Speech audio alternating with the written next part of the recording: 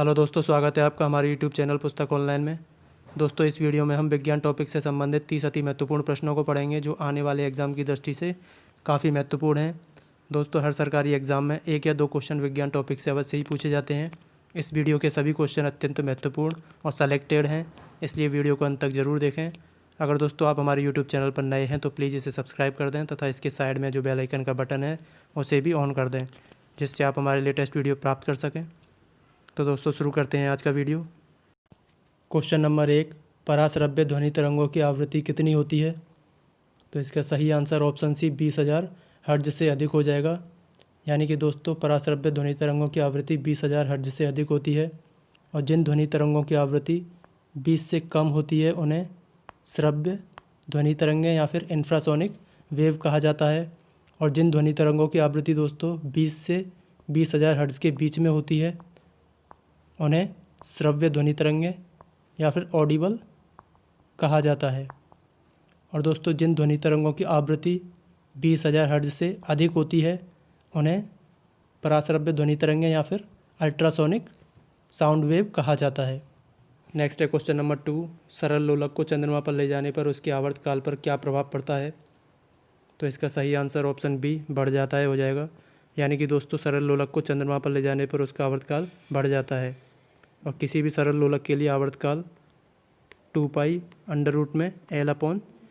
के फॉर्मूले के द्वारा दिया जाता है। अर्थात इसमें टी जो होता है यानी आवर्तकाल जो होता है वो जो गुरुत्वीय त्वरण के व्युत्क्रमानुपाती होता है। अर्थात जैसे जैसे गुरुत्वीय त्वरण का मान में कमी आती है आवर्तकाल बढ़ता जाता है और गुरुत्वीय त्वरण के मान में वृद्धि होने पर आवर्तकाल कम होता जाता है। और दोस्तों चंद्रमा पर जो गुरुत्वीय त्वरण होता है वो पृथ्वी के गुरुत्वीय त्वरण के 1/6 गुना कम होता है, इसलिए गुरुत्वीय त्वरण कम होने से वहाँ पर आवर्तकाल बढ़ जाता है। नेक्स्ट है क्वेश्चन नंबर 3, ताप बढ़ाने पर किसी चालक का प्रतिरोध। तो इसका सही आंसर ऑप्शन ए बढ़ता है हो जाएगा। यानी कि दोस्तों जब किसी चालक का टेम्परेचर बढ़ाया जाता है तो उसके प्रतिरोध के मान में वृद्धि होती है और उसके जो कंडक्टिविटी होती है यानी कि चालकता होती है वो घटती है। नेक्स्ट है क्वेश्चन नंबर 4, जरा दृष्टि दोष यानी कि प्रेस बायोपिया में निम्न में से किस प्रकार के लेंस का उपयोग किया जाता है? तो इसका सही आंसर ऑप्शन डी द्विफोक्सी लेंस हो जाएगा। यानी कि दोस्तों जरा दृष्टि दोष में द्विफोक्सी लेंस का उपयोग किया जाता है। उत्तल लेंस का उपयोग दूरदृष्टि दोष में किया जाता है। अवतल लेंस का उपयोग निकट दृष्टि दोष में किया जाता है और दोस्तों दृष्टि वैषम्य में बेलनाकार लेंस का उपयोग किया जाता है।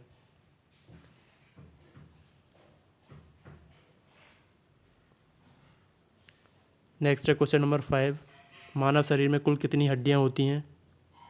तो इसका सही आंसर ऑप्शन बी 206 हो जाएगा। यानी कि दोस्तों मानव शरीर में कुल हड्डियों की संख्या 206 होती है और कुल पेशियों की संख्या 639 होती है। नेक्स्ट है क्वेश्चन नंबर 6, मानव शरीर में कौन से अंग में पुनरुद्भवन यानी कि रिप्रोडक्शन की सर्वाधिक क्षमता पाई जाती है?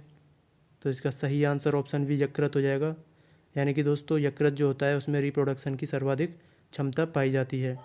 इसका मतलब यकृत बार बार क्षतिग्रस्त होने पर भी खुद को रिकवर कर लेता है। और दोस्तों सबसे कम रिप्रोडक्शन की क्षमता मस्तिष्क में पाई जाती है। नेक्स्ट है क्वेश्चन नंबर 7, आरबीसी का रासायनिक नाम क्या है?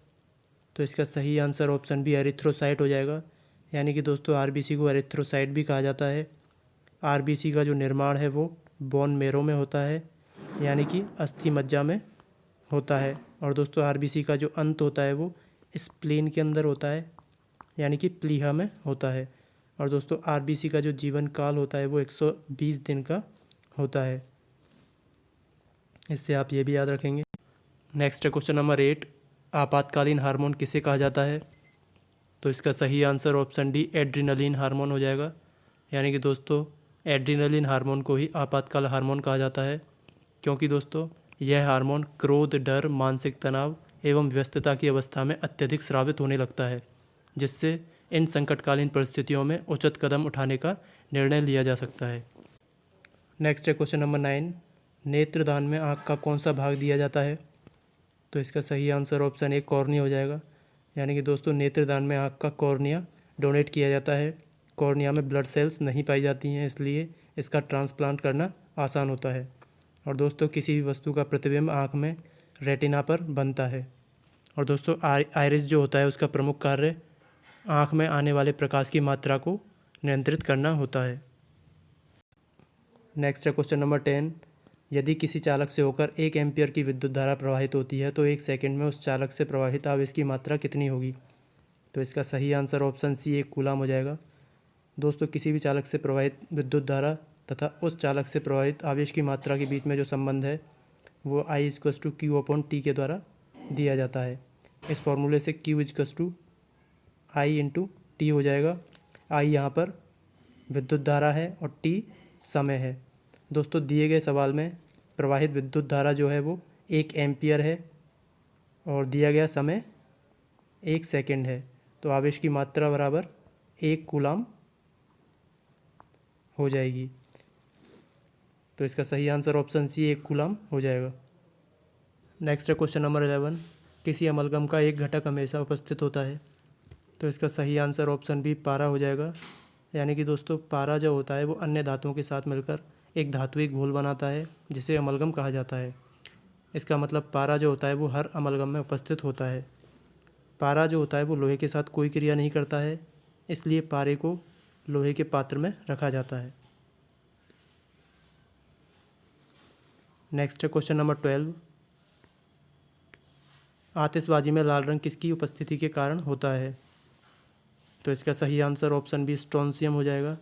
यानी कि दोस्तों स्ट्रोंशियम तत्व की उपस्थिति के कारण ही आतिशबाजी में लाल रंग आता है और बेरियम की उपस्थिति के कारण आतिशबाजी में हरा रंग आता है। नेक्स्ट है क्वेश्चन नंबर 13। निम्न में से किस उत्प्रेरक का उपयोग वनस्पति तेलों के हाइड्रोजनीकरण में किया जाता है? तो इसका सही आंसर ऑप्शन ए निकेल चूर्ण हो जाएगा।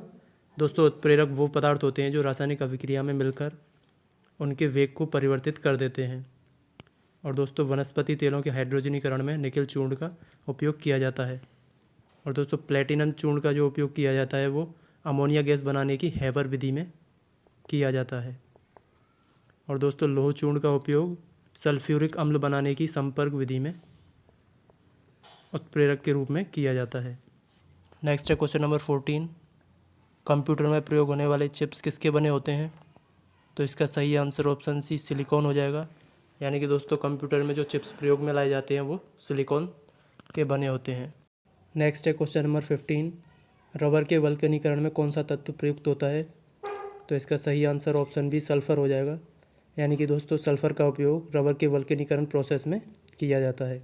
नेक्स्ट है क्वेश्चन नंबर 16। इलेक्ट्रॉन की खोज किसने की? तो इसका सही answer option B J Thomson हो जाएगा।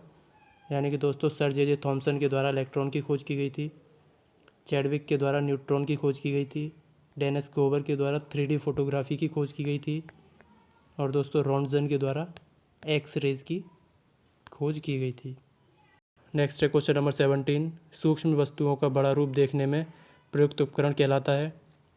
तो इसका सही आंसर ऑप्शन ए माइक्रोस्कोप हो जाएगा। यानी कि दोस्तों माइक्रोस्कोप का उपयोग सूक्ष्म वस्तुओं को बड़ा करके देखने में किया जाता है। माइक्रोफोन का उपयोग ध्वनि तरंगों को विद्युत तरंगों में परिवर्तित करने में किया जाता है। माइक्रोमीटर का उपयोग मिलीमीटर के 1000वें भाग को ज्ञात करने में किया जाता है। और दोस्तों मेगाफोन जो होता है इसका उपयोग ध्वनि को दूरस्थ स्थानों पर ले जाने में किया जाता है। नेक्स्ट है क्वेश्चन नंबर 18। मस्तिष्क का कौन सा भाग शरीर का संतुलन बनाने में सहायता करता है? तो इसका सही आंसर ऑप्शन बी सेरेबेलम हो जाएगा। यानी कि दोस्तों मस्तिष्क का जो सेरेबेलम पार्ट होता है वो शरीर का संतुलन बनाने में सहायता प्रदान करता है। इसके अलावा मनुष्य के कान जो होते हैं वो भी शरीर का संतुलन बनाने का कार्य करते हैं। सेरिब्रम जो होता है दोस्तों वो मस्तिष्क का बुद्धि का केंद्र कहलाता है और जिसका सेरेब्रम औसत से छोटा होता है वो मंदबुद्धि भी कहा जाता है। इसके अलावा खांसना, छींकना और उल्टी करना यानी कि वोमिटिंग करना, इन सभी क्रियाओं पर मेडुला ओब्लांगेटा का नियंत्रण होता है। इससे आप ये भी याद रखेंगे। नेक्स्ट है क्वेश्चन नंबर 19। पौधे की पत्तियां किसकी कमी से पीली पड़ जाती हैं? तो इसका सही आंसर ऑप्शन ए मैग्नीशियम हो जाएगा। यानी कि दोस्तों मैग्नीशियम तत्व की कमी के कारण ही पौधों की पत्तियां पीली पड़ जाती हैं। और दोस्तों पत्तियों में पर्णहरित उपस्थित होता है और पर्णहरित के अंदर मैग्नीशियम धातु उपस्थित होती है। इससे आप ये भी याद रखेंगे। नेक्स्ट है क्वेश्चन नंबर 20, शैवाल किस पादप जगत के अंतर्गत आते हैं? तो इसका सही आंसर ऑप्शन सी थैलोफाइटा हो जाएगा। यानी कि दोस्तों शैवाल, कवक और जीवाणु थैलोफाइटा के अंतर्गत आते हैं। थैलोफाइटा का जो शरीर होता है वो जड़ तना पत्तियों में विभक्त नहीं होता है और इसमें संवहन ऊतक भी नहीं पाया जाता है। नेक्स्ट है क्वेश्चन नंबर 21, रेगिस्तान में दिन में बहुत अधिक गर्मी तथा रात में बहुत अधिक ठंड पड़ने का क्या कारण है? तो इसका सही आंसर ऑप्शन ए विकिरण हो जाएगा। दोस्तों रेत जो होती है वो ऊष्मा का अच्छा अवशोषक होती है और किरचॉफ के नियम के अनुसार ऊष्मा का अच्छा अवशोषक ऊष्मा का अच्छा उत्सर्जक भी होता है। रेत जो होती है वो दिन के समय में रेडिएशन विधि द्वारा अत्यधिक ऊष्मा को अवशोषित कर लेती है तथा रात के समय में उतनी ही ऊष्मा को उत्सर्जित भी कर देती है, जिससे दिन में अत्यधिक गर्मी पड़ती है और रात में अत्यधिक ठंड का अनुभव होता है। नेक्स्ट है क्वेश्चन नंबर 22, निम्न में से कौन सा न्यूटन की गति का पहला नियम है? तो इसका सही आंसर ऑप्शन ए जड़त्व का नियम हो जाएगा। दोस्तों जड़त्व के नियम के अनुसार यदि कोई वस्तु विराम अवस्था में है तो वह तब तक अपनी विराम अवस्था में बनी रहती है जब तक उस पर कोई एक्सटर्नल फोर्स आरोपित नहीं होता है। और दोस्तों यदि कोई वस्तु गतिशील अवस्था में है तो वह तब तक गतिशील अवस्था में बनी रहती है जब तक उस पर कोई बाह्य बल आरोपित नहीं होता है। अर्थात कोई भी वस्तु अपनी प्रारंभिक स्थिति में परिवर्तन का विरोध करती है। नेक्स्ट है क्वेश्चन नंबर 23, निम्न में से पार्सेक किसकी इकाई है? तो इसका सही आंसर ऑप्शन डी दूरी हो जाएगा। यानी कि दोस्तों पार्सेक जो होती है वो दूरी की इकाई होती है। इसके अलावा प्रकाश वर्ष भी दूरी की ही इकाई होती है। इससे आप ये भी याद रखेंगे। नेक्स्ट है क्वेश्चन नंबर 24, मानव शरीर का तापमान किस ग्रंथि के द्वारा नियंत्रित होता है? तो इसका सही आंसर ऑप्शन ए हाइपोथैलेमस हो जाएगा। यानी कि दोस्तों हाइपोथैलेमस ग्रंथि के द्वारा ही मानव शरीर का तापमान नियंत्रित होता है। और थाइमस ग्रंथि जो होती है वो हृदय के आगे स्थित होती है और यह वृद्धावस्था में लुप्त हो जाती है। नेक्स्ट है क्वेश्चन नंबर 26, फूलों के अध्ययन को क्या कहा जाता है? तो इसका सही आंसर ऑप्शन बी एंथोलॉजी हो जाएगा। यानी कि दोस्तों फूलों के अध्ययन को एंथोलॉजी कहा जाता है और फलों के अध्ययन को पोमोलॉजी कहा जाता है। हिस्टोलॉजी ऊतकों के अध्ययन को कहा जाता है और फाइकोलॉजी शैवालों के अध्ययन को कहा जाता है। नेक्स्ट है क्वेश्चन नंबर 27, निम्न में से डायबिटीज़ रोग का क्या कारण है? तो इसका सही answer option C insulin hormone हो जाएगा। दोस्तों इंसुलिन हार्मोन का जो प्रमुख कार्य होता है वो रुधिर में ग्लूकोज की मात्रा को कंट्रोल करना होता है, लेकिन डायबिटीज़ रोग के अंदर इंसुलिन हार्मोन की कमी हो जाती है जिससे एक्स्ट्रा ग्लूकोज जो होता है वो रुधिर में पहुंच जाता है और मूत्र के सहारे यह शरीर से बाहर निकलने लग जाता है। इसी कारण डायबिटीज़ के पेशेंट को बार बार मूत्र आता है। नेक्स्ट है क्वेश्चन नंबर 28, रुधिर का थक्का जमने में यानी कि ब्लड क्लॉटिंग में कौन सा प्रोटीन सहायक होता है? तो इसका सही आंसर ऑप्शन ए फाइब्रोनोजिन हो जाएगा। यानी कि दोस्तों फाइब्रोनोजिन रुधिर का थक्का जमने में सहायक होता है। इसके अलावा विटामिन के भी रुधिर का थक्का जमने में सहायक होता है। नेक्स्ट है क्वेश्चन नंबर 29, निम्न में से कौन सी सबसे हल्की धातु है? तो इसका सही आंसर ऑप्शन डी लिथियम हो जाएगा। यानी कि दोस्तों लिथियम जो होती है वो सबसे हल्की धातु होती है और ऑस्मियम जो होती है वो सबसे भारी धातु होती है। नेक्स्ट है क्वेश्चन नंबर 30, मोनोजाइट निम्न में से किस धातु का अयस्क है? तो इसका सही आंसर ऑप्शन सी थोरियम हो जाएगा। यानी कि दोस्तों मोनोजाइट जो होता है वो थोरियम का अयस्क होता है और यूरेनियम का जो अयस्क होता है वो पिच ब्लेंड होता है।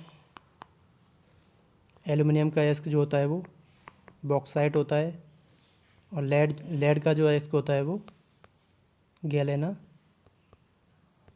होता है। आशा करते हैं दोस्तों आपको ये वीडियो पसंद आया होगा। अगर आपको ये वीडियो अच्छा लगा है तो इसे लाइक करें, कमेंट करें तथा ज़्यादा से ज़्यादा शेयर करें। अगर आप दोस्तों हमारे यूट्यूब चैनल पर नए हैं तो प्लीज़ इसे सब्सक्राइब कर दें तथा इसके साइड में जो बेल आइकन का बटन है उसे भी ऑन कर दें, जिससे आप हमारे लेटेस्ट वीडियो समय पर प्राप्त कर सकें। तो दोस्तों धन्यवाद, मिलते हैं नेक्स्ट वीडियो में।